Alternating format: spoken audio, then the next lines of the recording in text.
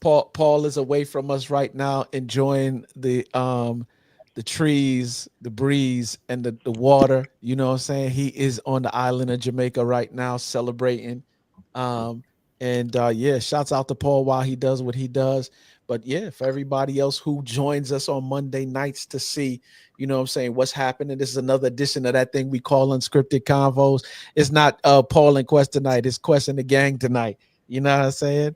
For those who don't know who these good people are on this screen, are y'all seeing it the same way I'm seeing it? Is Sade, is that you in the upper left-hand corner? Ladies and gentlemen, looking like her, like she gonna break that guitar out and serenade. Hey, while y'all playing, she might be able to. The vibes are very strong this evening. Ladies and gentlemen, that would be none other than Sade Darlington. Yep, going in. Let me. Yeah. You know what I'm saying? You know what I'm saying?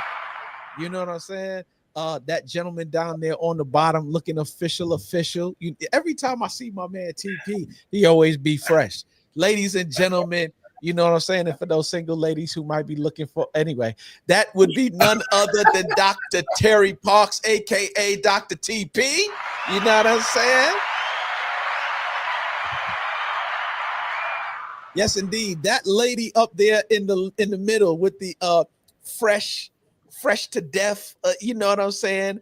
Do I put the mills in between? You know yes, sir. Yes, sir. That would be Leah Mills Chapman. Y'all go ahead, shout her out. You know what I'm saying? And last but not least, Mina. Say what? Yeah, that would be none other than Armina Domingue. You know what I'm saying? Shout her out real quick. Yes, indeed. Yes, indeed. Ladies and gentlemen, we want to like for real, man, thank y'all first and foremost for coming and kicking it with us every Monday night and having these unscripted conversations about stuff that we really think about, right? But we never really discuss, at least in depth. And I believe, man, shouts out to especially TP and Leah and Armina, because and it's lovely to have an educator on with us as well. But we're really in this season trying to bridge the gap between mental health and wellness and this thing called dating, relationships, and marriage. Like for real, man, before we jump off into the jump off, man, tell me how everybody's week has been. You know what I'm saying? What's the wins? Give me some wins. Tell me what the week is like. I'd like to report that somebody hacked my my PayPal account, hit me up for $25 3 times, came back and hit me again for 74, and then another 145. You know what I'm saying? But the God I serve gonna make sure I get every penny back. You know what I'm saying? Yeah. Shouts out. So that's my win, is that my faith is being tested. You know what I'm saying, TV? My faith is being tested. Yep. What's the wins, y'all? We've all been there. We have all been there, brother. Look, I was there this week too. It was that whole scam, right? Oh, like they were trying to get people on some poll or toll or whatever it was. Like they hit me, they got me. But good Bank of America, they came to the rescue. Did you do this? Absolutely not. Hey, this drink is for FDIC. Here's the FDIC. Hey, but here's the thing, though. Here's the thing. Remember back in the day? When the banks wouldn't pay? You know what I'm saying? Credit card, they would not pay. They're like, hey, you know, it is what it is. They wouldn't pay back in the day. Now, this is probably before, Sade wasn't born yet. But this is, they would not. You're gonna leave my little sis alone. You're gonna leave my little sis alone. My mother was a VP of a bank. This is what I'm gonna need. I'm gonna need Amanda. I'm gonna need Leah, Amina, and Sade to get their own separate text line. Lord have mercy. We don't I ain't mad with them. I ain't mad. I'll be watching them getting it in. I'll tell you why I love it. I'll tell you why I love it.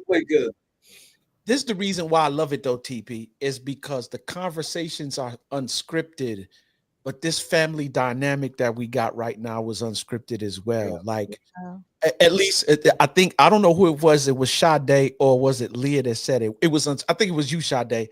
It was unscripted by us, or it might feel unscripted by us, but we know who scripted the whole thing out. You know what I'm saying? And just to see them going back and forth during the day. Like for real, when people see us get on these things, sometimes they forget that we human just like they human, and we go through challenges and difficulties and trials, and wanting to bust a cap in somebody's tail, go upside their head. Leah be ready from the D to, you know what I'm saying, load up the clip and blast. How your boy Lamar? Wah, wah, wah, wah, wah, like for real, we do. And the thing that I love the most is that when we see somebody going through a challenge and we in our daily text, ain't nothing to hop on the FaceTime with, girl, what you need? My dude, what you need? You need prayer. You need somebody just to affirm you. Like, you know what I'm saying? And it's not done in a way where we just, you know what I'm saying? What does my wife do? She does it to me sometimes. Just to play too. You know what I'm saying? You just play too. No, we sincerely are there for one another. So they be texting their tail off. You know what I'm saying? And I was like, oh man, they in there today. You know what I'm saying? But I pass it and I'm like, yeah, they loving on one another, and I ain't mad at that. So yeah, but can man, I jump in there though, Quest? Because what happened was we had a black man who saw a need in his sister, right? Yeah. It wasn't just a bystander situation where, okay, she just going through her stuff. It is what it is. Like what black women are saying today is we need the black man to show up for us. And Quest, you did that. And it was as simple as sending a little joint, hop on this FaceTime, everybody. Let's see what's going on with our sis. So no, that was good stuff. I appreciate that. Well, I love what add to it too that Apple wins each time, right? Because if we all did not have an iPhone, we couldn't possibly support each other in the way that we do. So, I love the Androids that are out there, but at the end of the day, all I'm just saying is Apple wins. That's it. I'm just saying maybe we need some, some stock. Somebody know somebody at Apple. Like you just all you're really doing is stating the truth. I mean that Android users are heathens. Wait, that's not what I said, bro. I didn't say that. Android users are heathens. Let me pray for them even now. Father God, in the name of Jesus, I'm asking that you would deliver the Android users. You know what I'm saying? Come for me if you will, but you ain't living right. You need to get an iPhone.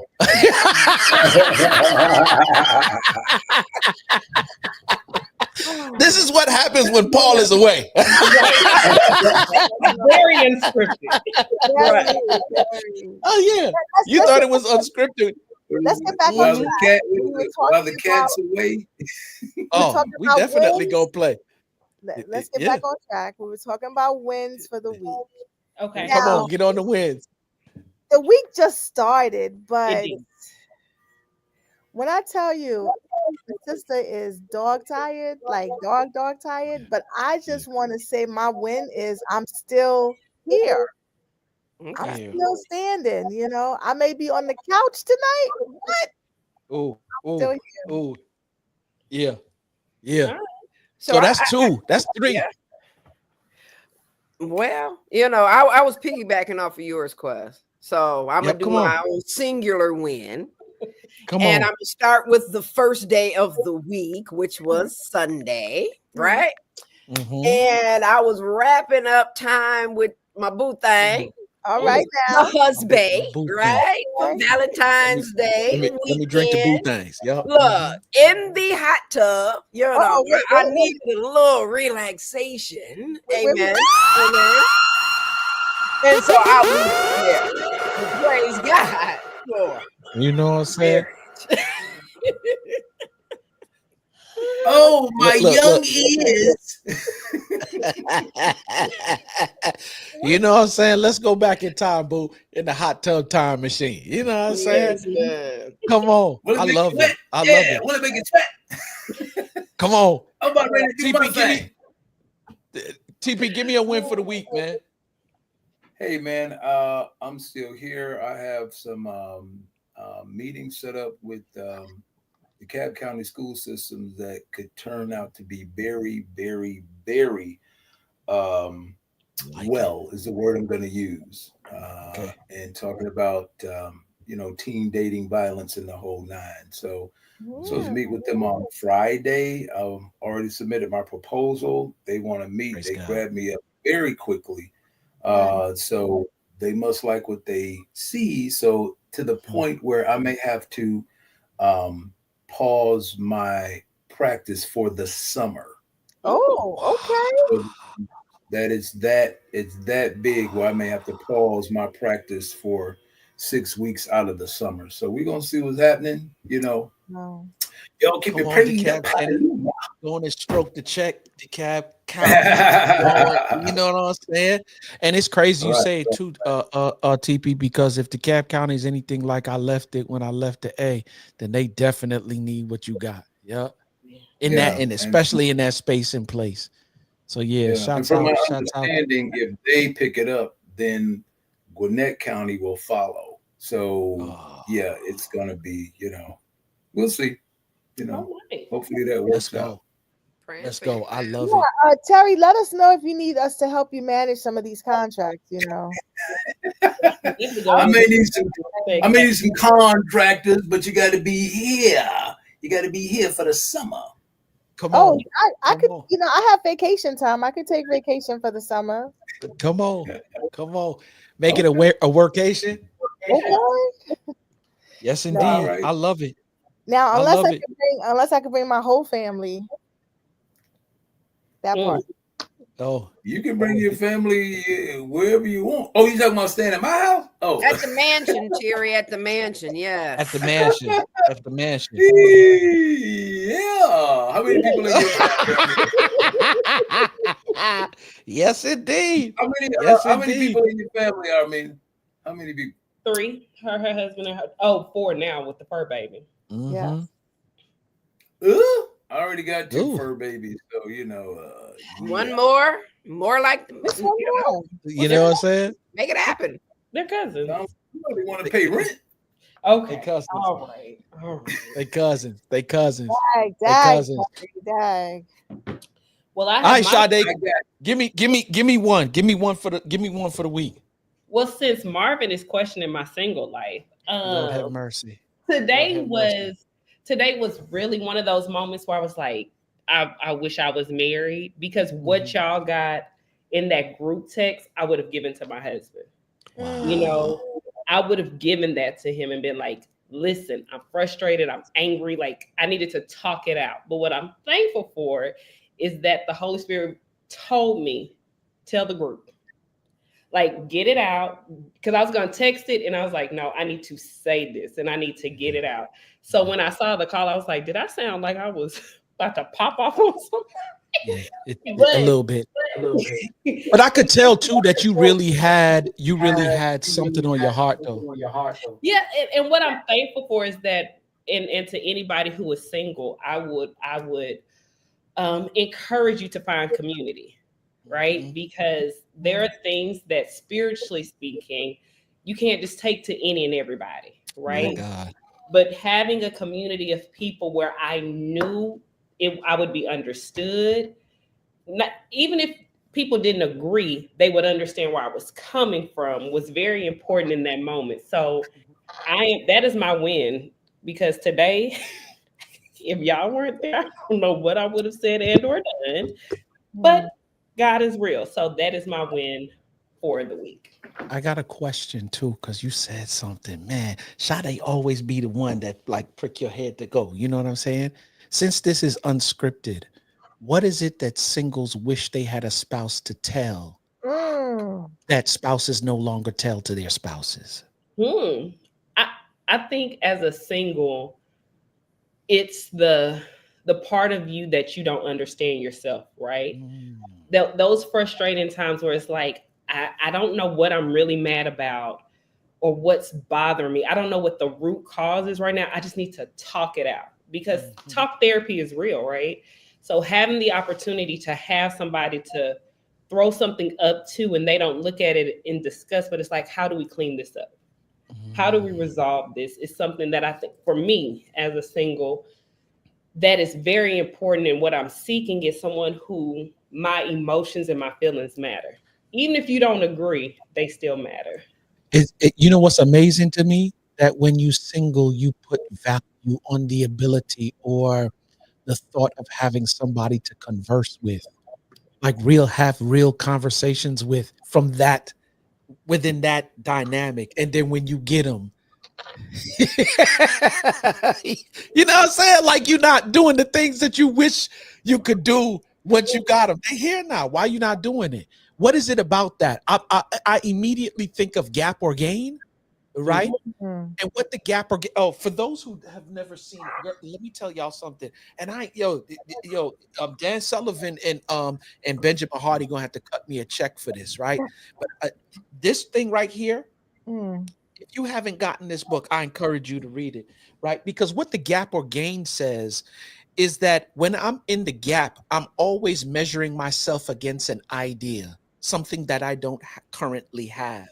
Right. And I'm always focused on what I don't have, such that he makes the relation between that kind of mindset that has crept through American culture for years, right? To the point where when Thomas Jefferson wrote the Declaration of Independence, he wrote life, liberty, and the pursuit of happiness, as if we don't already have happiness, or as if happiness is on the horizon. And it's created this culture or this dynamic or this mindset throughout decades, hundreds of years, right? Where we're always looking for what we don't have, right? When I get that amount of money, I'm going to. And when you get that amount of money, you don't even relish in that place and space long enough to enjoy it, right? That's living in the gap. Or when I get that husband, right? Sade, or when I get that wife. And then when you get them, you haven't even taken a moment to be grateful or thankful for what you've received. You already looking towards the next thing. And it's always this pursuit. When I get here, and when I get here, and when I get here. Meanwhile, the game says that you look back only for the purposes of where you've come from and where you are now. And you're grateful and full of gratitude that, man, I'm not where I want to be, but I'm not where I used to be. And I love where I am right now. And when you're grateful for that, you kind of acquire what you don't have. But the inverse to that is if I focus on what I don't have, then Mm. I kind of end up losing what I currently have because I'm so focused on measuring myself against that idea. And so it's funny, he shows this diagram how people measure themselves against the idea versus people measure themselves of where they were and where they currently are. What's Yeah. you guys' thoughts on that right there? Yeah, I thoroughly love the book. I mean, there were so many key takeaways from it, but just what you said right there, it's the measuring backwards, not forward, right? Instead of comparing where you are to this unattainable idea. But Mhm. what stuck out for me most was success and happiness being rooted in perspective, Mm. right? Because I think those of us who live in the game, we tend to experience a greater self, I don't know, confidence, joy, and motivation. And those of us who live in the gap, we never quite arrive. Hmm. Mm. Hmm. What I will say is, I think a lot of people struggle with being in the moment, not even looking at the game or the gap, just what is this moment right here, right? Because we are taught, especially as people of color, to keep what's your next step? What's your next move? It's never just relaxing where you are right now in this moment. And so I think a lot of times, because we struggle with living in the moment, we struggle with even identifying where God is in that moment, right? And I I have a post that I have on my phone all the time. I am Every morning I have to remember that I'm living a prayer that I prayed before, Mm. right? So if I take every day and it's like I'm able to do things, or I'm able to go places, or I'm able to move the way I need to move, I prayed for this years ago. And if I don't take account to that today, I can't be grateful for anything else God does for me if I don't cherish what he's given me now. I mean, on the clinical side of that, we call that mindfulness, right? Mm-hmm. You know, sort That's of. exactly what I was going to say. Being in the moment.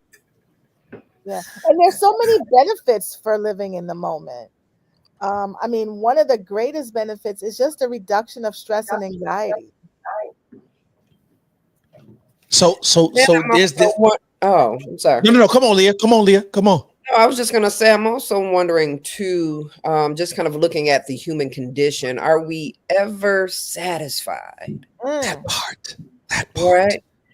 Or is there always this continual hunger? And I think that, when we talk about being able to overcome appetite, it's not just physical food, right? It is the desire and the appetite for things that is also a part of that equation outside of just food, right? You get what you finally want, you get married, right? It's beautiful, but that literally, like the preparation, the hunger of, right, is months, but then it's gone the day of in a couple of hours. So now what? Now I'm back hungry again because there is something to, this need to always have something gratify you, right? There's always this chasing after a feeling or having this dopamine rush or whatever it may be, right? We're always trying to go after this thing and we're never satiated. Is there That's real quick, Shadi, I want to ask a question. Is there ever a time when we realize, like, I'm acquiring all of this stuff and I'm still not fulfilled? Yeah. But didn't Solomon say it was all vanity after a while? Like, you just kind of. But I'm saying, look how long it took him to actually say that. After how many hundredth concubine? I'm just saying, you one man can only go. Hey, you only can smash but so much. You know what I'm saying? I know Wilt Chamberlain was a bad man, but I don't know if you know what I'm saying. My man had a ready, accessible harem. You know what I'm saying? Look at P. Come on. Who the ball back in the cat? I know you couldn't stay away for too long. I know you couldn't stay away for too long. But like, for real, what is there a part of you that it not only sees it, but are ready to address it? But I think that even transfers to when you get to a place spiritually, right? If Christ can never quench that hunger, right? Then you're always going to be chasing something else. And what we have to understand is a lot of people chase the idea of Christ, but not necessarily get the foundation of who he truly is. So there's always something missing because we're taught he stands in the gap, right? So whatever that is that I'm searching for, if I rest in him, like, Lord, whatever, whenever, however, it makes it easier for me to say, you know what, where I am is where I need to be. But a lot of times, right, when we're looking at God, right, it's kind of like this idea, but it's not tangible, right? And so we're accustomed to being able to operate in the here and now, right? And ground ourselves, going back to clinical, right, thought, we physically ground ourselves a lot of times by simply touching something so that we don't feel as though we're out of body, right? And so to get to God, that is a very big idea or something that's just kind of out of reach if we want to really look at it beyond what we're taught to say, hey, this is who we need to believe in. But for instance, what if our father just doesn't make sense because I didn't have my father physically here on earth to touch, right? So I think that, again, from a theological or spiritual standpoint, it makes sense to talk about God. But how do we make it real if we don't have the physical examples to teach us how to then trust in what we can't touch? But we gotta acknowledge a couple of things, right? When we're talking about this need to feel fulfilled, but we never quite arrive, there's the whole idea. And as we were talking about this, the phrase that popped into my head is imposter syndrome and how those two are so connected. And I started thinking of like, how are they rooted? What are they rooted in? Both of those things. They're rooted in the idea of self doubt, they're rooted in perfectionism, they're rooted in an inability to recognize personal achievements. And so, Leah, when you asked the question about God, I start thinking about, if we're made in his image, where does that exist in this always I have to achieve the highest of whatever, and to Sade's point, we don't sit in there long enough to even bask in it. It's like, as we're finishing, we're thinking about, what's the next thing? Where can I go next? What can I do next? And I think like Armina and I, well, in the women's group chat, we shared about this Bible. Actually, I shared it in the whole group chat, right? But it's a Bible, right? And one thing I've realized about myself, and I think again, that's where knowing yourself comes into point, to Armina's fact. What I learned when I did my devotion is I would read, and then I'm like, all right, I read my chapter for the day. Let me go on to the next thing. But this Bible, the thing I love about it, like, it has a place for you to do notes. And one thing I know about Sade is, if I start to write, I'm going to keep writing and I'm going to take notes. And what I've learned is that sometimes we have to change the method that we've been doing in order to get what it is that we really need. Right? Because me reading 2 chapters a day, I'm not gonna say it's not making an impact, but what I know is, when I sit down and I start taking notes and I'm underlining and I'm highlighting and all of these things, it's going to stick better, because now I'm being active in my reading, and it's not just me. Okay, thank you. I don't think you need to breeze by that so quickly. I think what you're explaining is how to be transformed. Mm. You know what I'm saying? Because when most of us, because you said it earlier on, I'm not just reading it to say, "Yep, I read my chapter for the day." That's checking the box, right? Right. And we don't. Anytime I'm finding, especially in this season of my life, anytime I crack that particular book open, I'm not looking for just to be able to say I read a chapter, or to have information that I can wax deep in. I could care less at this season of my life how deep I can wax. How can I live this out? How can my life benefit from this? How can I be transformed? Every time you open your Bible, you should be looking to be transformed. So the fact, Sade, that you sit there and you're writing and you're taking notes, the Bible is very clear. Write the vision and make it plain. Yes. Because there's something that happens in that writing process. When you write one thought out, what you'll find is that it's connected to another thought, and then you write that thought and then connected to another thought. Then another Bible text comes to your mind, and you go back and you read, not just how they say it, TP, the old sermon dudes, you say you exegete the text. You know what I'm saying? You read what's happening before the text, what's happening after the text, so you can find what's in context. And by doing this process, you start thinking differently. Bible Yeah. is clear. Whatsoever a man thinketh, so is he. And I Yeah. So think, if I like, can yeah, because come for on. me, I, I would say for the past 6 months, I was like, Lord, I need a book to read. I want a good devotional to read. Give me a good book to read. And I would buy one, and I'd be like, this is trash. Like, I don't like this one. I don't. And the Holy Spirit was like, get back to my word. Like, that's the book. Yeah. Start So, there, and then everything else will kind of like fall in line. But we have to get back to the point where that's what we're studying, especially in the times that we're in today. I can't quote Max Lucado to get me to heaven. You know what I'm saying? I need to know for myself exactly what it is, thus saith the Lord, as the old people say. it's crazy. Shouts out to Rochelle. She wrote a book called Write It Down and Make It Happen, states that understanding is exponentially increased when we write things down. Yeah. That's Wow. why you take notes in school. Come on. What Yeah. they say, repetition is the mother of learning. You keep writing, you're You going to learn don't some you stuff. don't stick to And it. it deepens the impression, right? Like, that's where the neural pathways are laid. It gets deeper and in the gyri, what they Come on, call it, of the clinician. brain, Come on, right? It's just, clinician. and so when you do these things, and I wanted to kind of go back to what your question was, question initially, when you said something about, right, being single and desiring something, but when you get into it and you have that thing, then it kind of disappears, right? Yeah. And so it's the void of active engagement, right? That writing is an active process.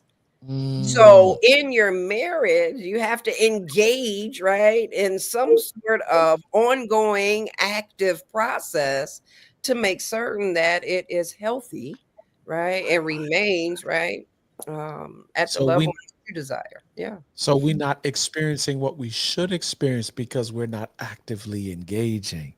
We think it's going to happen through osmosis. Osmosis. No, Yeah. sir. Come on, Amina. I see you. I see you. I mean, I was just going to add to that, you know, we were talking about wanting to communicate, right? Like having something you want to share. Well, we know that in a marriage, there has to be communication or the marriage is going to die, right? Mm, And when the marriage is on the deathbed, yes, it can be revived, but it took so long to get there, right? So when you talk about something we desired so much, and then when we get it, it's like it goes out the window. And I'm gonna just tell a quick story. My daughter wanted this dog so bad. I mean, she desired this puppy for months, the pleading. When I get it, I'm going to do this to it. I'm going to do that. I'm going to be out there walking it. All these promises, right? We get the pup, and I kid you not, maybe 2 weeks into it, she was over the pup. And part of why she was over the pup was because she had an expectation of the pup that the pup didn't meet. And so she was like, you know what? I'm done. But you know what? I mean, when you were talking, I wonder if it was it the expectation, or do we not realize the responsibility that comes with what we desire? Woo! I think it's both, right? Because I am expecting that you're going to do this for me. Mm. And when you do this for me, then I will do this for you. Oh, it's the So, if then. right. So Yeah. if you don't do this for me, then I have every right to walk away. And that is not the right thought process. Because if I'm gonna sit back and so for her, she wanted a pup that would do everything she wanted the pup to do. Sit, lay, roll over. And the pup is like, yeah, no, I have a brain too. No, I'm not going to sit right now. Matter of fact, I'm going to nibble at you because I'm teething. And she's like, wait, what are we doing here? Right. And so Kind we of get looking at the human into a brain too. No, I'm not going to sit right now. Matter of fact, I'm going to nibble at you because I'm teething. And she's like, wait, what are we doing here? Right. And so, wait, what's happening? Yeah. Why am I hearing it twice?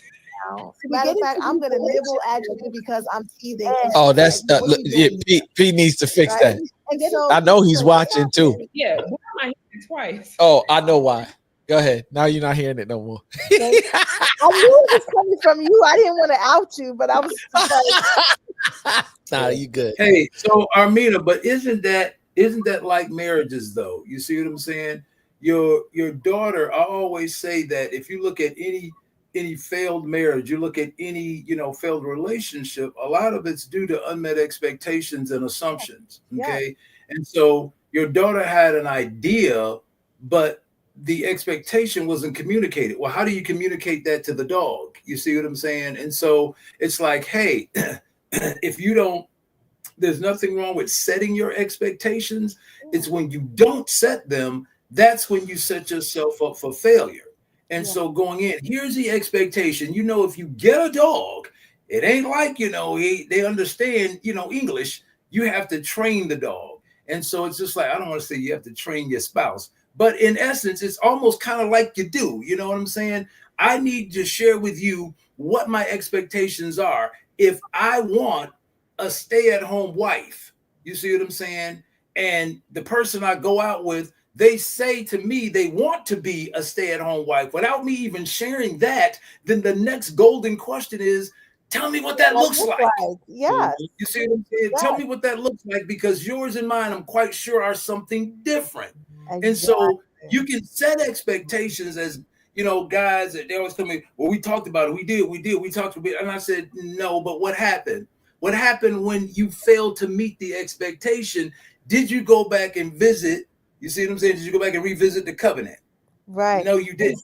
And so it just keeps piling up. And that's what I'm over it. This dog ain't doing what I wanted to do. Right.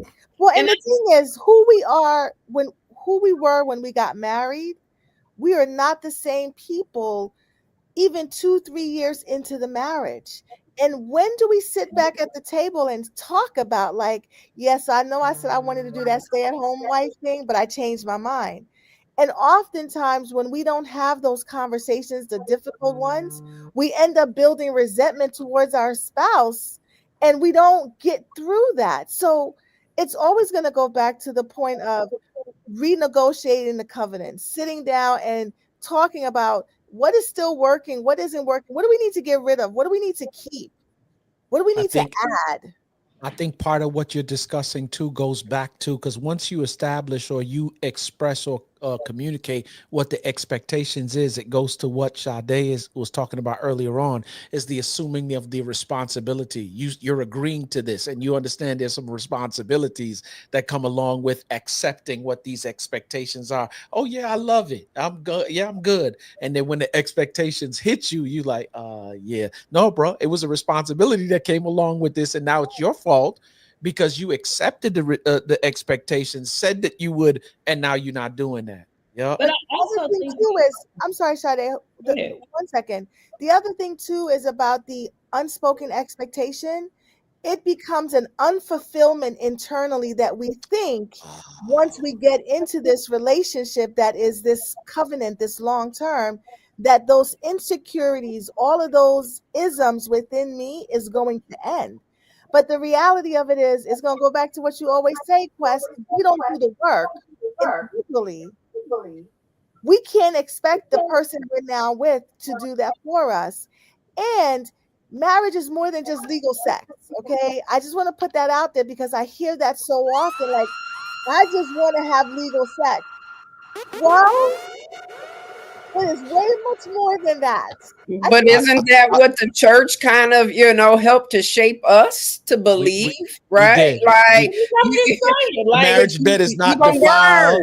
Right. You're going to burn in your sin, right? In your lust. Like, so the church actually helps to promote this manner of thinking. Mercy. Because they give you that information and don't give you everything within context. Because I want to be very clear. Sex before marriage will cloud your vision, especially when it comes to making decisions. So I'm not against it, but I want to give you the whole story. Mm-hmm. You should have it, and it should be mind-blowing, right? I always like to say that sex is the fire and marriage is the fireplace. You start that fire anywhere else, you bound to burn the place down. You know what I'm saying? So yeah, I'm a firm believer. TP, I heard you. No, I was just clearing my throat. I mean, I agree with you because, okay. If we want to keep it on the scriptural level, just imagine two people coming in that have never had sex. There's nothing to measure it by, so it's going to be mind-blowing, like you said. It's going to be fire. But we go into that thing, man, she don't do it like I do it. Well, he ain't doing it like this. Because we have already used, you see what I'm saying, the measurement by someone else. And so, yeah, when everybody coming in and everybody green, it'll be like, ooh, this is the best thing since sliced bread. But is that true, though? But is that true? Because we got to look at it. Yes, even if you had sex outside of marriage, the very first time does not necessarily have to be mind-blowing. Let's be clear. It's just the fact that you had sex the first time. Mm-hmm. Well, it could be, yeah. And I agree with that. I agree with that. But what I'm saying is you have two experienced people fumbling around, kind of trying to figure things out. That could be kind of exciting. You know what I'm saying? It's like, hey, but I think a lot of times when, you're doing it behind closed doors and you're sneaking, whatever the case may be. And somebody in there knows more than the other person for, it for can the be most exciting part. or Somebody knows something more. And yeah, and it can be disappointing too. I know Well, a thank lot of you. women you talk to, they're just like, man, it was horrible. My first time was horrible. And then you have some women that's like, hey, my first time was like mind blowing. It was, whatever. So yeah. Anyway. Well, Wow. can I say this? I think at 38, right? I'll be 39 this year, single, unmarried, never married, no children. I think when it comes to expectations, my questions are a lot different than what they were 10 years ago. Because I have to think now where I am in life now. Because my question now are what are your expectations for our parents as they get older? It's not only about me and you anymore, right? Are you okay with my mom living with us if she has to? Or do you want your mom to live with, like, what are your expectations? And then I think what's frightening, and I will say I typically date older gentlemen. So one thing that's scary, right, is we get married in January and in August, a life-changing occurrence happens in your health. We didn't talk about what are my expectations of you or what are your expectations of me. And when And life, wait, in his health or your health? either way, Oh, okay. I just way. wanted to be clear on that. But But in if his she likes to date older men, though, there's a typically gonna chance, be depending on who you're detailed. dating, in terms of being older, that he might have, You might if have, he's in Right. good So shape, he's in good shape. you could have a Wonderful. condition that she don't even know about. That's Sade, it. Sade, you might have to ask for some blood work. Like, Listen, I asked for family mental health. Like, does anybody in your family have any diagnoses that I need to be made aware of? So they making a whole biopsychosocial assessment. I Listen, saw a post where a lady and her husband were driving on their way to the doctor. He was like, "Why you got to come to my doctor's appointment?" Because she was like, "I am going to ask the questions that you will not ask. Matter of fact, you don't even need to go. Just tell me when the appointment is, and I will go and I will come back." And that's where we at least from that perspective. and the thing Yeah. is, like, I don't want to mess up her name. I think it's Viva. I don't know, but she said you don't have to be old to have a life changing issue, and that's very Yeah, Dr. true. Vivia.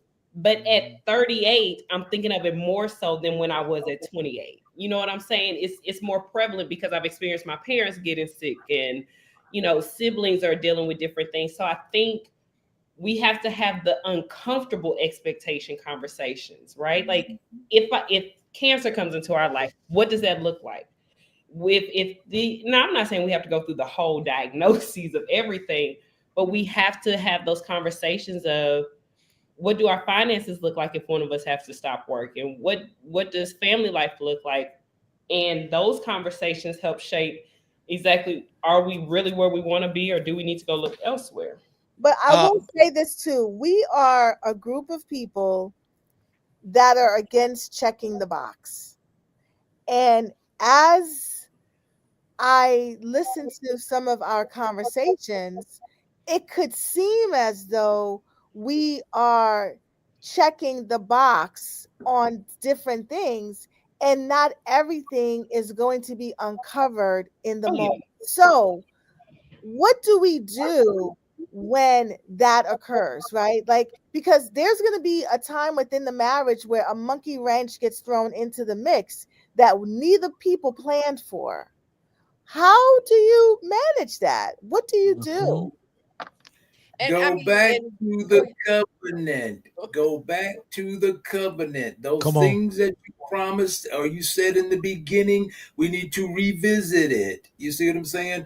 Athletes do it all the time. Hey, man, we need to renegotiate my contract. We need to go revisit my contract if things are not going right. I don't call marriage a contract. I call it a covenant. Go back and revisit. Okay, wait a minute. We didn't talk about this in the beginning, or we talked about this, but something happened. So what did we say in the beginning? All of the stuff we said, the vows we said, that still remains. We still need to do that, or we need to adjust, adapt, modify, whatever we need to do. That's my answer. I think the covenant only takes care of the two people who are at the altar, not the people who can be influenced by those people, right? Say Yeah. more. Wait. Slow down, because I'm gonna need you to say it one more Right. time. So when we Yeah. think about the covenant, it's that's just between the two people that are at the altar. But we never think about the lifelines that come from that covenant, right? Pause for a minute. Can I just interject this piece right in there? Because I think sometimes we forget that when two people are getting married, two families are actually Yes. getting married. Yes. Yep, go ahead. And so I think about, I have a good friend who, she got married. Her and her husband were living their best life. 6 months into her marriage, her sister passed away and had 5 children. Ooh. She was the only sibling. And they immediately... Wait. What happened? She and her husband got married. 6 months into the marriage, her sister passed. Left 5 children. They immediately became parents. He immediately became a father to children he had met once, right? And that's not something that we think about when we think about the covenant, because it's just me and you. And now I have to take into account what's important to you, what matters to you, what values do you hold, what have you already agreed to in your mind that we never think would really come up. And so I think better or worse doesn't cover that. Exactly. I mean, it's better or worse. It's worse right now. Okay, let's work it out. Better or worse covers that. Just my opinion. Okay, because I was just about to ask, like, what happens when I have one idea of what better or worse is? Like, better or worse concerns me and you, not me, you, and your sister. You know what I'm saying? Now, if it was me, let me just put the disclaimer. I'm like, yeah, take on these babies. Let's go. They family. You know what I'm saying? They ain't got nowhere else to go. We the parents now. But what happens in those instances, though? You know what I'm saying, TP? Because it's like we kind of talked about on one of the other shows, and I, made an addition to this covenant, right, thought process is sometimes people are getting married to another individual, right, on its face. They're standing there, those two people, but that's not who they're marrying. They're marrying their past thought of what a marriage is supposed to be like. That part. They're not marrying the individual. And so when these difficult times come, and yes, they go through repeating what the minister has said, right? In the moment, when those tough times come, it's easy to flee from it because they did not marry that person. I did not marry my first husband, although we stood there. And when we got done, we looked at each other and said, what did we just do? Can I ask you this? Sure. You said you didn't marry your husband. No, did I you didn't. marry the idea of who? I married forgiveness from God.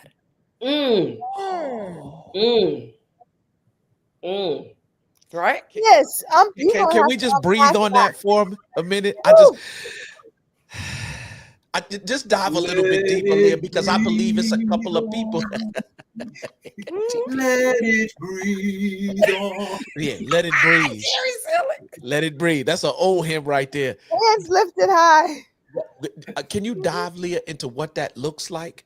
Because I believe it's a lot of people who made some mistakes, and now you in the good graces of what you think are in the good graces of God. But the truth of the matter is, He paid it years ago, right? But because of how you think about who you are and how you relate to condemnation, you think that, please. And the truth of the matter is, hold on, go ahead.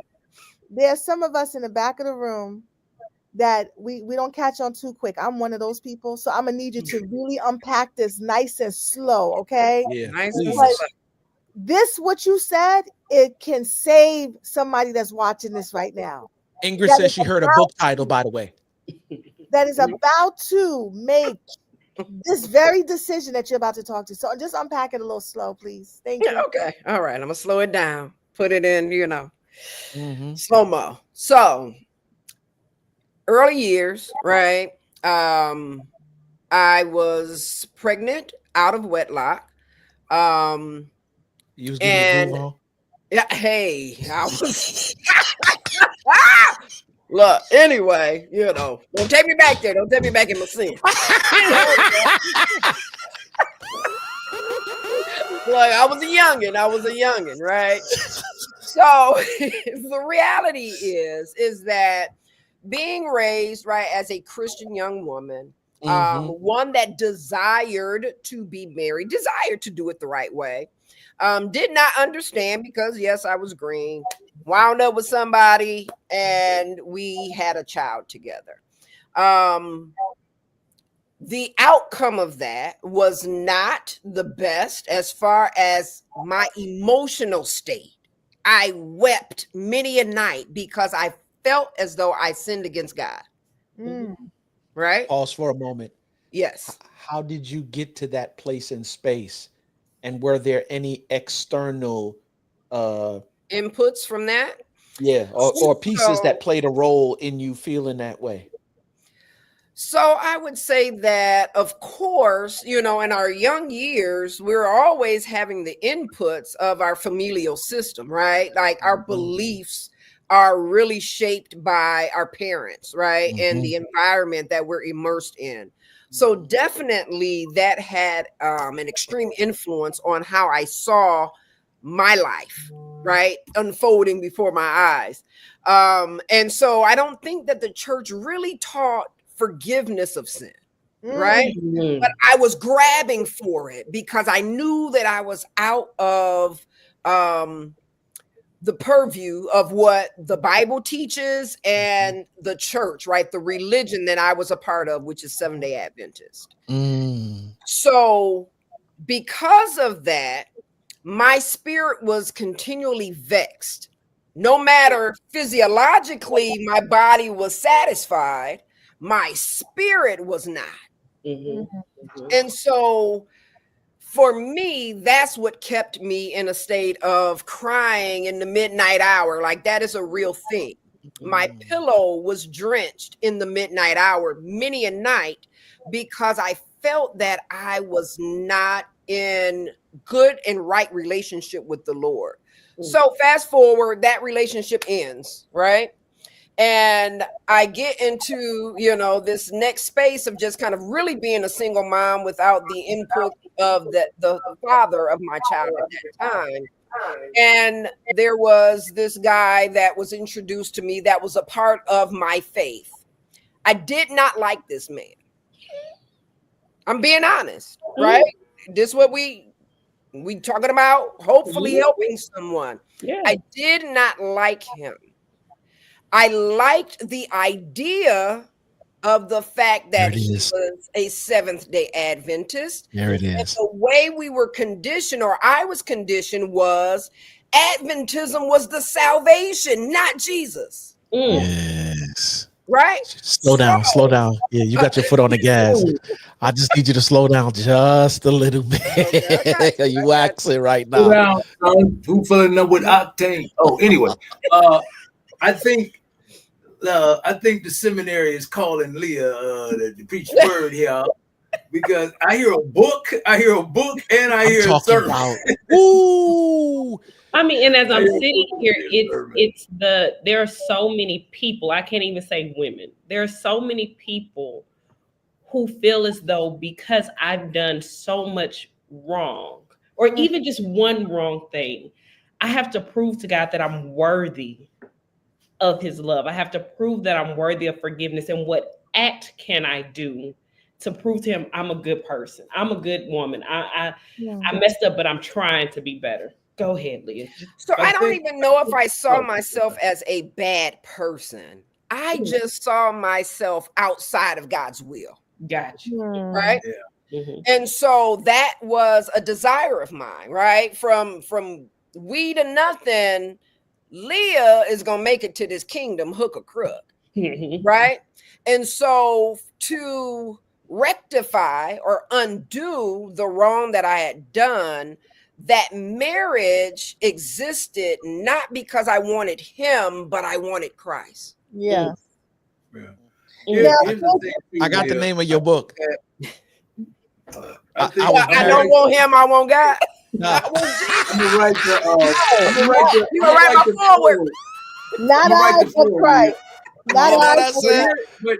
I was married to forgiveness. How to navigate past mistakes in marriage, sex, and relationship. Come on. All right. Come on, TP. But here's the thing, though. Here's the thing. And I think as Sade was saying, because when you first said it, I knew exactly what you were talking about. Man. I knew exactly what you were talking about because, born, SDA. You see what I'm saying? I'm the baby. I was a baby of the first 4 kids.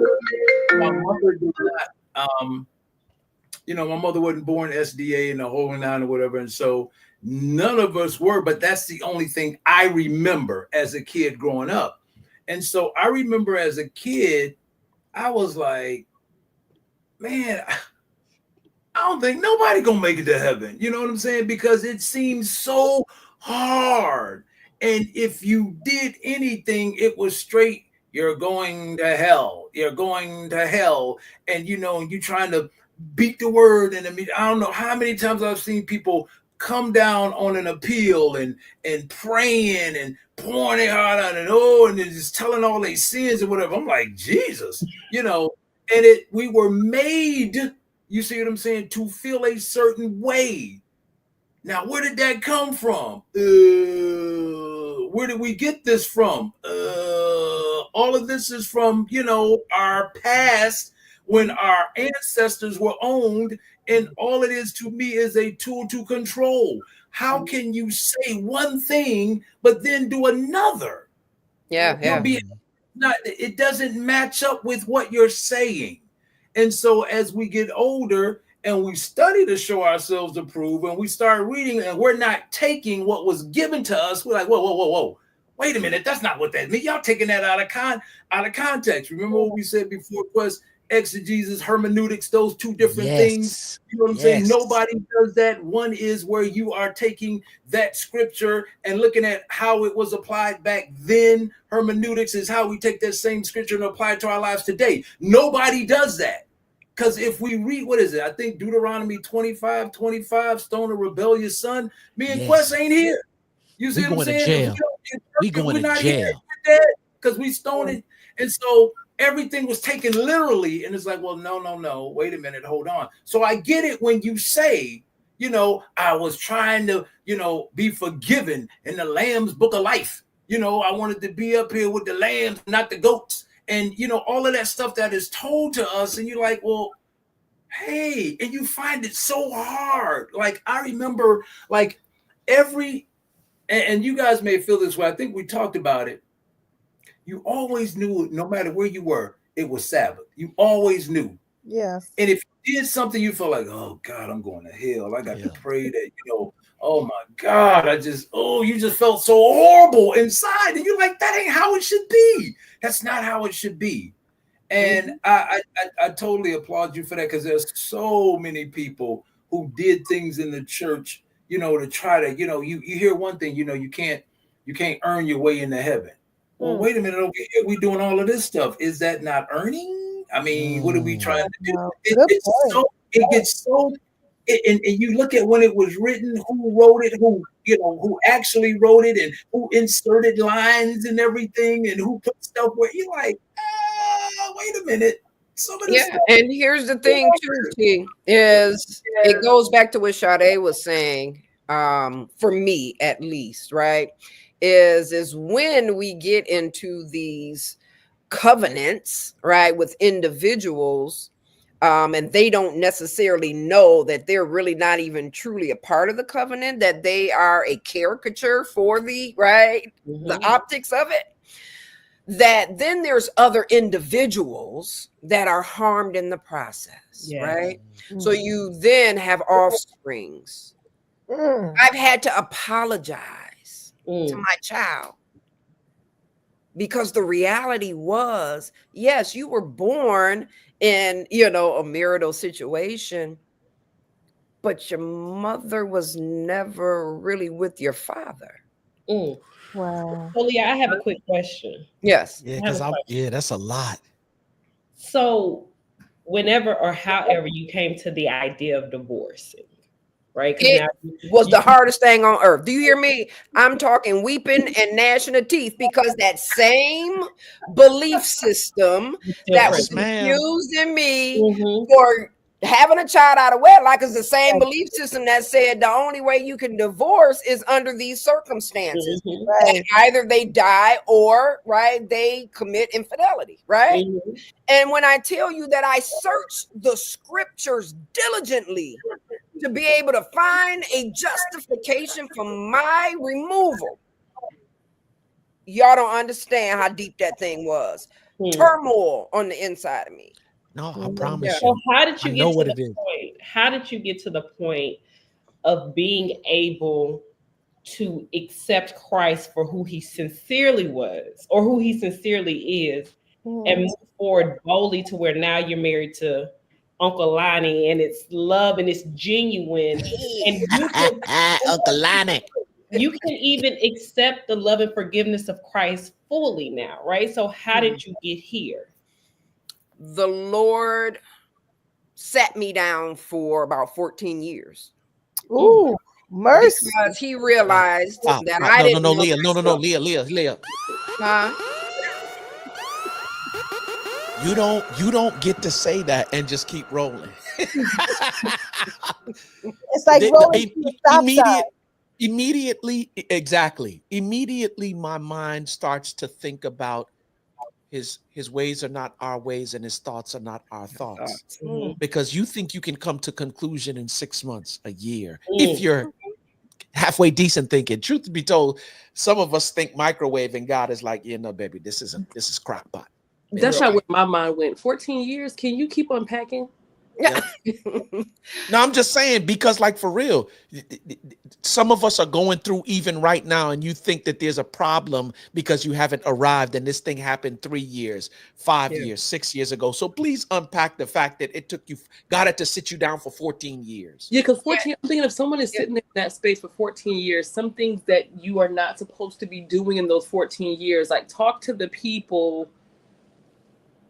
Oh, yeah. I'm still sinning amidst the 14 years. That's what I was trying to understand. Right. Yeah, because when I got divorced, anyway, go ahead. Because you said, right. I mean, like, be real, right? Right.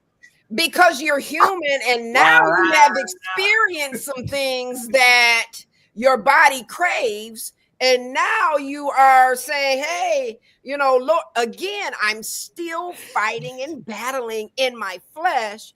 And God knew that. And he stopped me from being able to make another egregious mistake. And he sat me down for 14 years and said, Leah, you need some growth and development.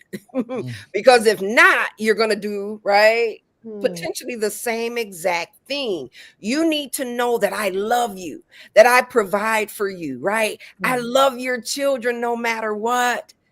So, yeah, it was a whole process. So then at the age of 40, I was able to then reconnect with someone that I went to college with that I never had any sort of, nothing with. And we were more of like minds. The spirit of who he was, genuine. And we would always say a kindred spirit, right? And he would always say to me, Leah, let's take the road less traveled. But people are traveling marriage every day. Yes. So why was it a road less traveled? And so I asked him that. He said, because I chose you. He then exemplified a Christ. He got that from Robert Frost. Huh? He got that from Robert Frost. Yeah, it was Robert Frost. That's his boy. No, for real. But when I asked him, why are we traveling this road less traveled when we're looking at marriage is something that people are doing every day, right? The Bible says that people are going to be marrying and right, giving in marriage. Like, this is something that's happening all the time. Doesn't mean that it's genuine. Doesn't mean that it's real. And it doesn't mean that it's going to be sustained. Wait, Leah, hold on. Let me ask you this question, Leah. No, wait, guys, hold on one second. Mina was there. Okay. I don't want you to give it all tonight because we have Sunday coming. And I want the women to come, and I'm thinking of having some empty boxes that we give out that we unpack. Oh, yeah. So Quest, with your next question, be very intentional because I don't want Leah to give all of it tonight. We need to save some of this story for when we get together in March. Yeah, we will. The title, A Ram in the Thicket. My God. Look, Mina, trust me, it's that 14-year gap that we can't get to tonight. That's what we're gonna have to unpack. Right. Like the phone. Put it in that Quest. I ran in the thicket. Because I have a question, and I feel like I need to ask this question. You have daughters, right? I do. You have unofficially been adopted as my big sister. So what do you tell single women who maybe they're not marrying forgiveness, maybe they're trying to marry their doubt, or maybe they're trying to marry, well, God has forgotten about me in this area of life, or God doesn't care anymore, so I'm gonna go figure it out myself, without giving it all away, right? But how do you encourage women who are yearning for this and feel as though God has forgotten them to still sit like you did for those 14 years? I would say be still and trust that he loves you. Right? This was one of the texts that would always come to me. And I don't know it verbatim, but it speaks to, if he takes care of the lilies of the field, right? And the birds of the air, how much more would he take care of you, right? And so he knows the desires that we have. He gets it. This is innately in us to be sexual beings, right? So he get it, right? Trust the process. As we talked about last week, where we're looking at, our core values and whether or not they can change. And last week I made a statement of, we can rush ahead of our values. And that's what I did. I moved ahead of my core values, and I found myself wrapped up all up in this quandary. And so he had to take me through a journey to get me back to who I was developed to be. So trust the process, slow down, be still, and know that he got you. I think part of the hard part of this process is we are currently living in a microwave society, that we want things now. I mean, if I don't want to wait for my Amazon package, I can go to the store and probably find what I need today, because I don't want to wait for it. Although it might be cheaper if I order it online. But you know why you don't want to wait? Why? Because you fear that something is going to happen in transit. Yes. Right. Or it's the idea of I'm in control, which then speaks to the fear of something is going to happen. So I'm going to have control of the narrative, so that from beginning to end, I'm in charge of how this thing works out. And undisciplined.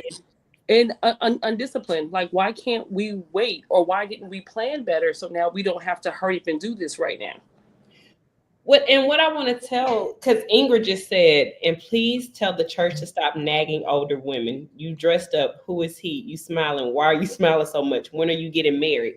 And I was literally just about to say, one thing I had to grow into and be spiritually mature to do is be around married women.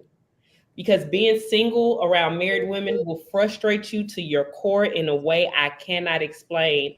I used to say, ma'am, if you've been married for 10 years, you don't know my struggle. You don't know what it feels like. And I tell people, in my family, I am the first woman to be 38, single, with no children in my entire lineage.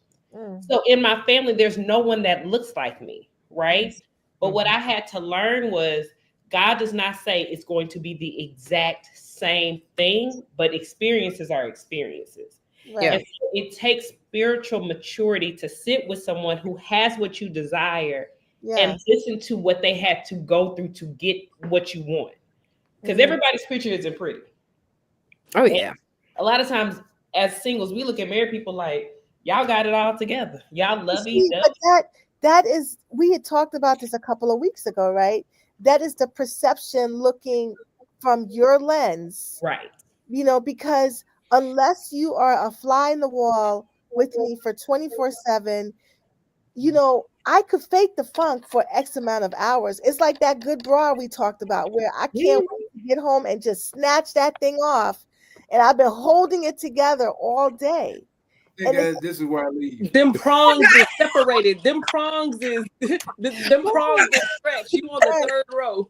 Right. It's the cup. It's the cup, Terry. It's the cup. The sports cup. No, but come on, Sade, Terry, take it off for the men. point, Come on, it's interesting to hear a single person. Can dig it. I like a good bra. It's interesting to hear that point. Because a lot of times I look at single people and I'm like, yo, y'all have it made. There's so many things you do not have to concern yourself with. You don't got to consult nobody else for nothing. You can move and do how you want and need to do. You don't have to worry about their opinions, their feelings. You know, it's like it's like something so freeing about it. So I think there's blessings on both sides. But I think it's important to be responsible as a married person, a happily married person, to share, girl, I know people look at me like there's a hot mess or she jokes and plays around. But the way God got me right now, because of where I have been in my marriage, I've been in my marriage so low to a point where I'll say for Sunday how low I was because of what transpired in my marriage. And oh my God, if I shared the full story of how I am where I am now and how that played out, if you'd have told me this 15 years ago, I would have said, who? Hell no, not me. And I think ain't no damn thing. But the way God has grown me since then, only through that situation, I know he could have gotten my hard headed behind to pay attention and grow to this point. What I would say is what's interesting is and we talked about this earlier, what you as a married woman see as a blessing, I see as a curse, right? Because I don't have anybody to consult with. Every decision I make is based on what I think, how I feel, what I think is going to happen. When it comes to moving, and I have to move by myself. Like if I travel, I'm traveling by myself. There's no one to look out for me and make sure my purse is closed and here's your bag. Everything is on me. And so I think one is how we frame it, right? Yeah, but I would also say too, though, Sade, like some of the things that you think you desire, you will not desire in your marriage. Right. Like, you know what I'm saying? Let me say this. Your opinion is stupid, husband. Please stop giving me your opinion. No. Go to Well, here's the thing. I think I've been married the longest, or was married the longest on the panel. You know what I'm saying? I put 26 years of hard labor in the joint. And so what I'm saying is, you know, I'm enjoying my parole right now. But what I'm saying is this, and you make a very valid point. The deal is, you think you want something. You ever wanted something, and when you got it, you was like, oh, you know, this ain't what I thought it was going to be, or this like Mina's puppy. This didn't taste like what I thought it was going to taste like. Right. You know, and I hear a lot of people come to me and talk about Sade. You know what I'm saying? That girl, like, gee, she young. I said, yeah, I know, but she want to be married. Why? That's from people who are married or have been married and divorced. And I said, well, you wanted to be married at one time, you know, because we thought that was the ticket. And then when you got in there, you didn't realize the whole compromise and all the personalities and everything you got to contend with, and then enter a child. Now it's like you thinking, I thought I was going to get help. You're like, this child is my own. You know what I'm saying? You'll be single. You can potentially be single in a marriage. And so, and here's the thing. And what I don't want the listeners and what Sade to think is, I am not disparaging marriage. That's not what I'm saying. You got to be careful what you wish for, because you just might get it. You have to be careful in what you pray for. You see what I'm saying?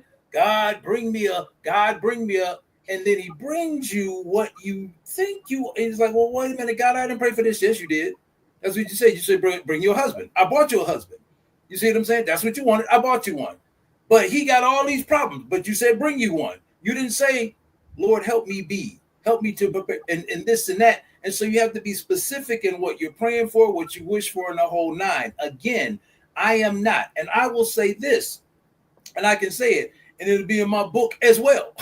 You know, it's like we all see red flags. Every last one of us see red flags before they get married. And if you tell me you don't, I'm like, you lying. we all see things and we try to, well, that'll work. And again, I always say, stop trying to turn red flags green. They're not going to change. They ain't going to even turn yellow. So you got to determine, is that something that you want to compromise on? Is it something you can? Because I guarantee you, here's truth.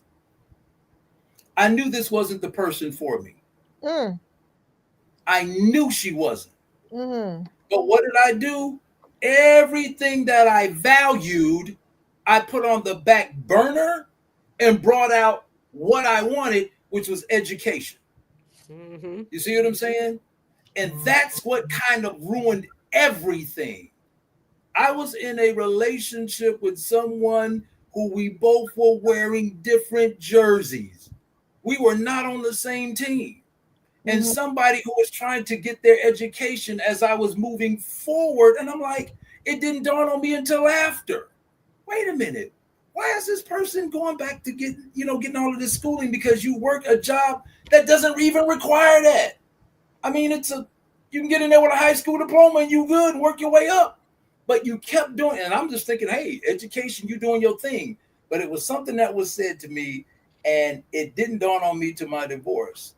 I'm going to get my doctorate too, because ain't nobody gonna tell me what to do. Oh, I'm like, who telling you what to do in here? You do what you. Oh, I'm not talking about you. I'm talking about on my job. Lie. That's what I found out, because my therapist said this to me. I always kept saying that I can cook, clean, wash, iron, sew, and do hair. You see what I'm saying? I got mad skills. And so I was like, she couldn't, I was in competition. And my therapist said, you know what? I hear you say that all the time about what you can do. This is what I think, and my therapist might be listening tonight. No, not my therapist. My therapist didn't tell me this. A friend of mine told me this, that I think that your ex could not get on your level. And therefore, to get where you could, because she couldn't cook, she couldn't clean, she couldn't wash. I taught her how to iron. I taught her how to do laundry. I taught a lot of that stuff. You see what I'm saying? And so again, I'm sitting here like, dang, you from the South and you can't do what? The simple? You can't even boil water, And so what happened was you tried to be at my level because that's where you felt you needed to be. Now, everybody that know me, when I walk in the room, hey, Pogs, what's up? Da-da-da-da-da-da-da. You don't get that. You playing in the back, your light ain't shining. So the deal is you got to know flat out, is this what you really want? I knew she was not the person because I almost called it off the night before. Wow. And she felt it. There's a question. We need you to go back and answer. Well, we can all answer it, but how do you point out the red flags and not come across as being negative? How can you point them out? Whoa. Yes, you talked about you see red flags, stop trying to make red flags green flags, right? And we're talking about communicating and communication. How does one communicate to their spouse about these red flags that we're seeing and not come across as being negative, nagging, Debbie Downers, and so forth? And it's open to. So you're talking about. So now you're talking about you're in the marriage, because I'm saying right. That's what I'm saying. Dating before. If I'm seeing red flags in the marriage, we too late. Right, exactly. In the mix now. My point is, if you see them and you know that's something that you're like, nah, man, this person can't save money, ain't trying to save money. This person, they don't, some of the things I said, they don't cook. They're so argumentative about certain things and they won't let it go. How do they bounce back after a disagreement? You see what I'm saying? Do we have disagreements? Do we have arguments? Those are two different things. You see what I'm saying? So it's like when you see the red flags in the beginning, what we see is we traveling on that relationship road and there's the sign and it says what? The bridge is out. And you say, well, we kind of argue, we'll be all right. Then you keep going, it says what? Hey, we said the bridge is out, but you keep going anyway. And then the last sign said proceed at your own risk. And then what you do is you try to make it across that bridge, but then you fall short. And now you're here in front of everybody saying, I do, but you saw all the signs. And then have you ever heard this? Well, you knew how I was before you met me. So I don't know why you think I'm going to change now. Yeah, So but sometimes these red flags. She Mhm. said, Ingrid clarified that it's in the The dating process. so That- can I say, as a single, right? What I've realized is what a red flag for me is not a red flag for everybody. So, Absolutely. so some things I don't need to point out. Now I've had a gentleman say, Sade, like, why? Like for me, if I meet a guy, he says, well, I don't know if I want marriage. Red flag, I'm out. By flag on play. I'm not, baby, we too old to be just trying to let things grow organically, plant a garden and have a good day. Right? But that's a red flag for me. Another woman could have just gotten out of divorce and say, well, I don't know if I want marriage again either. So I think when you have those conversations, because I do believe in having parting conversations, hey, for me, this was an issue and this is why I'm deciding not to go forward with this relationship. That doesn't necessarily mean that that person has to change that. It just didn't work for me. So I think there's a difference in if you're trying to continue with the person, because as he said, red flags are not going to change. So you're going to continue So having those same So conversations. my boy, Your boy, no, what? I was to this whole thing. I think it's perfectly encapsulated. My boy Toby, Nwigwe got a song out, right? And so he starts the song off, and the song says, "I want to save you, but I'm not your God. Mm. I want to heal you, but that's not my job. I want to pick you up off the ground and lift you higher. I want to save you, yeah, but I'm not your God." And so sometimes when we talking about what we talking about right now, that's the kind of mindset that we need to embrace. Number one, am I healthy enough where I'm not dependent on nobody else to heal me, save me, or be my God? That's number one, right? Remember what we said. This always starts out with foundation. And Sade, this is the reason why I love you as an individual, because you really do exemplify what it means to work on me first before I eat. Not to say that we ain't searching, because we searching and you're stabilized. You'll never be perfect. None of us will ever be perfect, but you want to be stabilized enough to know what you want and don't want in relationship. Because when I got to take the focus on who I'm supposed to be off of me, off of you, right? I mean, off of me, and put it on you, then I'm neglecting who I need to be to you. Does that make sense? You know what I'm saying? Is there a reality that sometimes we can Yeah, have unrealistic for expectations sure, for sure, that will Absolutely. never be met in a relationship or in for a sure. marriage, Yep. and you will be by yourself forever and ever? Amen.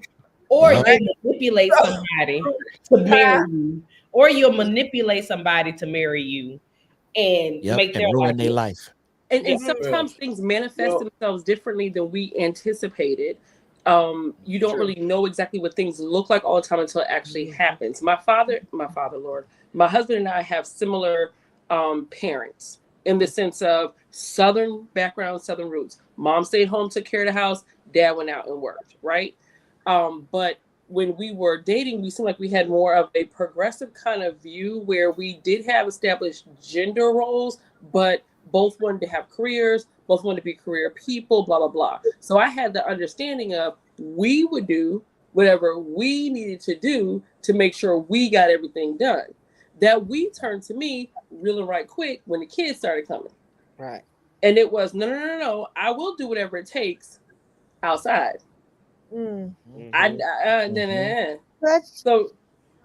So now that manifested itself a little differently because it's like, should I have known? Yeah, but that wasn't the conversation we had. That wasn't really the understanding we had, but it manifested itself in the very traditional way. So now here we are. Huh? So here's the thing to Desiree's point, and I guess what we're all saying is the grass is not always greener on the other side, even with Christ in it. Because some of the things that you envy me for being married, I envy you for being single. Yes. Period. My. When we say I do and everybody goes home, the party is over, guess what? We now have to really put this work in that we just said in front of all these people that we were going to do. Right.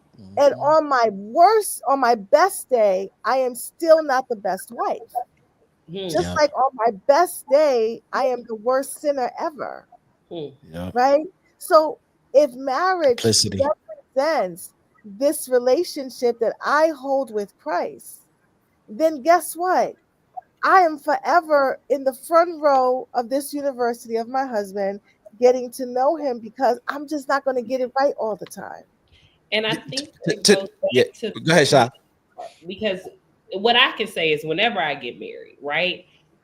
Because of this group, I have women I can go to and be like, okay, so I thought I wanted this Negro to talk to me about everything. Really, I don't care what he thinks, what he says, how he feels. This is what I'm doing.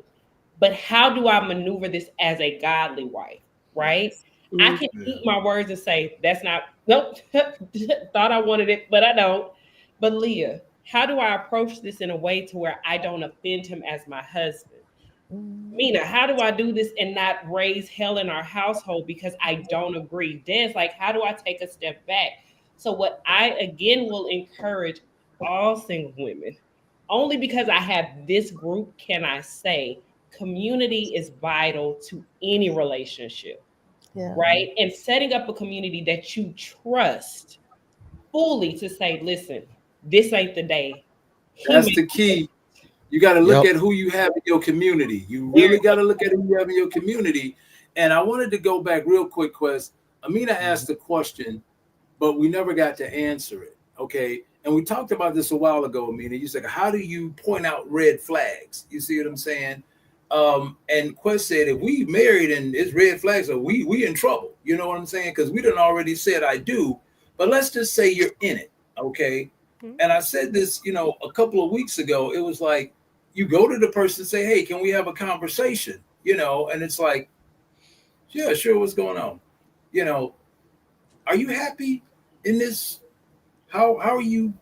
Are we good? Is there some things that you want to discuss with me or whatever, or you can even write them a letter and say, hey, you know what? I'd like to have a conversation with you tonight, and such and such. Oh, okay. Well, you wrote me a letter. What's going on? Don't ever do anything over the phone. Don't ever do anything, do it face to face and just say, well, I have some concerns. What are your concerns? And then make sure you start with, maybe I don't, when you take accountability, maybe I'm not doing some of the things that, I said in the beginning. Is there something that we're missing here? And then when you take accountability, then you can go ahead and say to that person, well, there's some things I've noticed about us. Always put us in it. It's always us.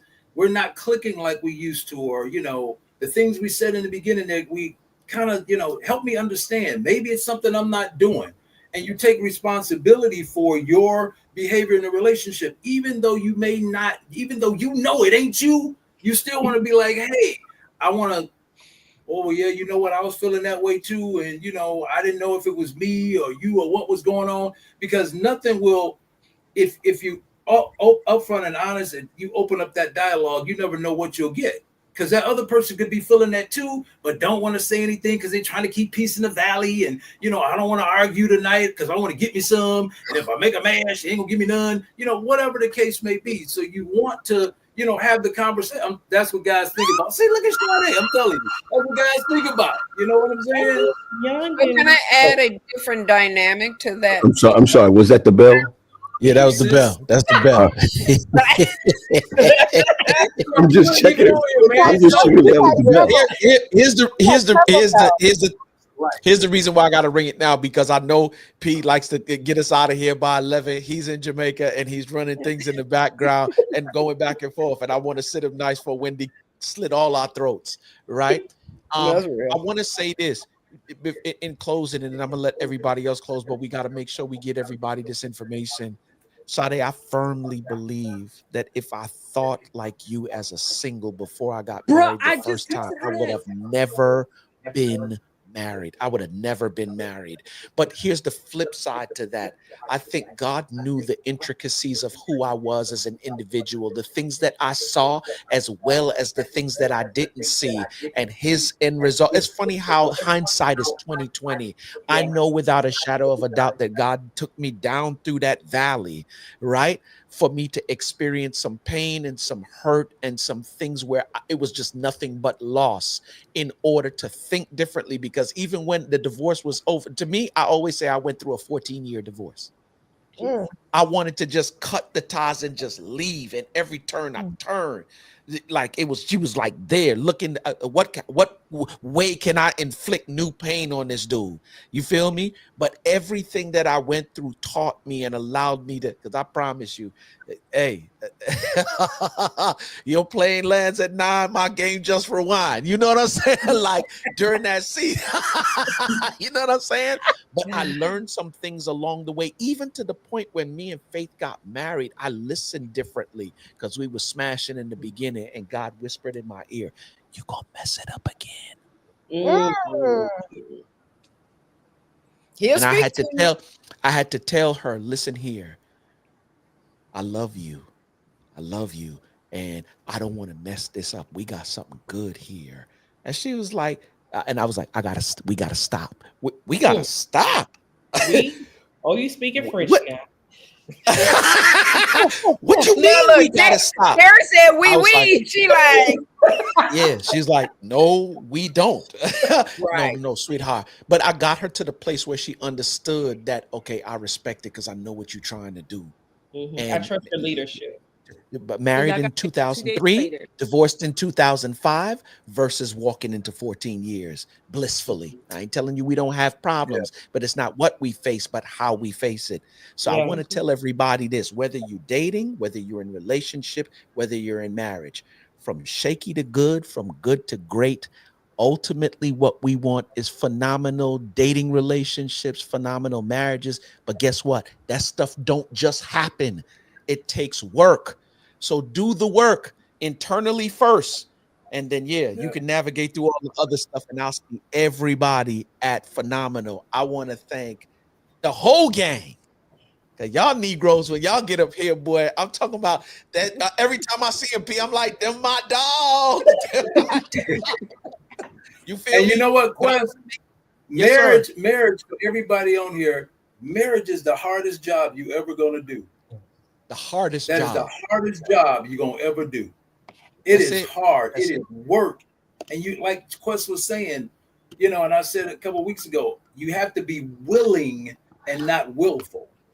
You gotta be willing and not willful. It is hard work to swallow the ego, the everything, and be like, all right. I was waiting for the parenting part because I'm sitting over here like being a mama.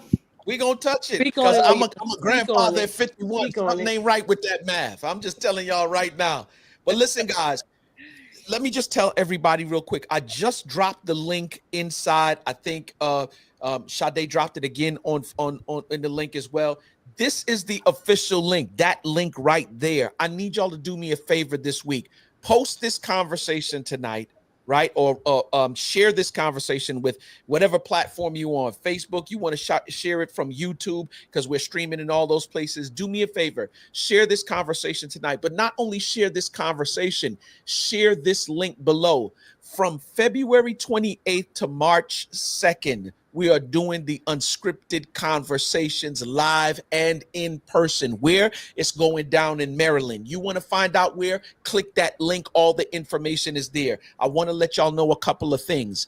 Friday is men only, no women, right? Saturday morning, you're going to get to see this, what we do here on Facebook, live and direct with all these beautiful people in the room, right? And then in the evening, it's going to be a discussion with all of us together, Q&A session and everything. So the morning half, you get to see this. In the evening half, you get to talk. We get to talk amongst all each other, right? I want to put a disclaimer out there. We will be filming the evening. There will be disclaimers for you to sign to allow us to use your likeness, your face in these cuts. Now, we ain't putting nobody business out there, right? But we will be taking clips from the evening to create content for. That's Friday and that's Saturday. On Sunday morning, women only, no men allowed. That lovely lady up there, Sade Darlington, that other lovely lady over there, that Leah Mills Chapman, you know what I'm saying? And my homie Mina, she will be in the building, and y'all are going to come empty but leave filled. I'm telling you, if you miss out on this event, you missed out. Here's why. This is the first event that we're doing, and it's free. Now, don't say I didn't tell you to register, because the next one, I'm telling you, you're going to have to come off that cheese for it. You feel me? That guap coming out your pocket. Why? Because we giving you, as my man Wallow and what's the name would say, I'm talking about $1 million worth of game. Do you know what people pay for this kind of information? We got 3 clinicians, not 1, not 2, 3 clinicians in the building, right? Dr. TP, Mina, Leah, all 3 of those are clinicians. You got an educator in the building. When you talk about the parenting and all that stuff, she gonna be there to be commenting it from a school perspective, education perspective, not to mention she's a dope single. We got a pastor in the building. I dare to say that. I'm not saying it because he's my homie. He's one of the illest pastors on the East Coast. You feel me? And you got your boy who's a marriage coach. If you don't come to this event and you miss out, then doggone it, you missed out.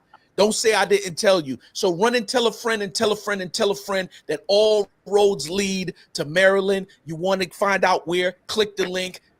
February 28th to March 2nd. It's your boy Quest and the gang, and then Pastor P, and yeah, be in there. I'm telling y'all, do me a favor. Men, register for Friday and Saturday. Women, register for Saturday and Sunday. Whatever you do, be in the building. That's all I'm telling you. The link is there.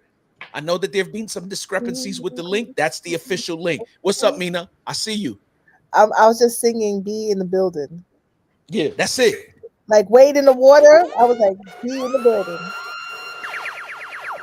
I'm telling you, you're gonna see your boy in rare formats. Oh Jesus! Pray church. I'm bringing all of Brooklyn on my back. Now let me stop. Can I just say this? Yeah. This event is for any and everyone that is willing to learn how to do this thing called relationship right. Yeah. This is not for Adventists. This is not for SDAs. This is not for Baptists. This is for every single person. Yeah. Feel me? Feel me? Well, listen, everyone. I want to thank everyone for coming out tonight and joining us. You know what? I can't wait.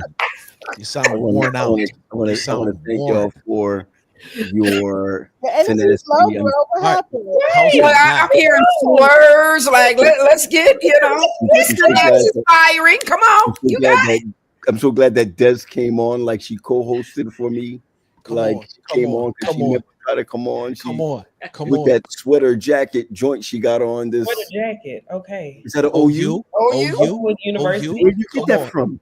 That joint is a Retro College. Oh, is that your design? Is that your design? No, that's Retro College. It's a gentleman that's in Huntsville that does Oakwood. The HBCOU guy. Yes. He makes those in blue and yellow. Hot to death. I gotta get mine. That's hot. That's hot right there. Yeah, let me break out the UNC. Can you make a UNC one for me? University. I just need to make a UNC for me. If he could, you mean the Harvard of all SDA colleges and universities? Nobody cares about that. Lord have mercy. I need y'all to be in the building before TV burned the place down. He's a pyromaniac. I'm still going. Hey, you baby. Cut off his mic. Just cut off. Yeah. Thank you. All right, so we talk to the peoples, man. Remember, we're gonna come together again on Thursday. This is our gang. We're gonna come together again on Thursday, just to go through a couple of things. And for those who, what we're asking for, I'm gonna tell you right now what we're asking for. When you come, just get prepared to give, not for Sabbath, but to give a liberal offering to what we're doing. Those who want to give, we're gonna show you how to give, just so that this will be not. This is free, so we're paying for this. So we want to get as much back in our pockets as we're giving out. And one of the things I just want to show everyone. Tell them to come. Tell them to come relax too. Don't come there in no 3-piece suit. No, come no, relax. no, don't do that. Don't do that. My church is really open like that. Yeah, dress down. Yeah, and another thing is, I think it's really important that maybe next week we're gonna talk about fasting. Maybe 2 days before we get up and do this thing, we're gonna fast together. What is Quest doing? Man. It's time. You know what I'm saying? Wrap it up. I'm scared now. All right, family. For those who are online, we'll see you again. Thanks for joining us, man. And we'll see you in 2 weeks. We'll see you in 2 weeks. Peace. Next week. Hey. This week. Hey. Come on. Let me. Can I do it the pastoral way? Pastoral go 2 weeks. Yeah, 2 weeks. Do the pastoral way. You know I see you in 2. That's what's going. Yeah, that's what's going down that weekend. When you got that iPhone, that good iPhone. That's when you got that iPhone. You know what I'm saying? Yeah, Android need. Tell them, Peter, Android users need deliverance in Jesus' name. Amen. Right. In Jesus' name. All right, y'all. Peace out, y'all. Peace out, y'all. Good night. Good night. Good night.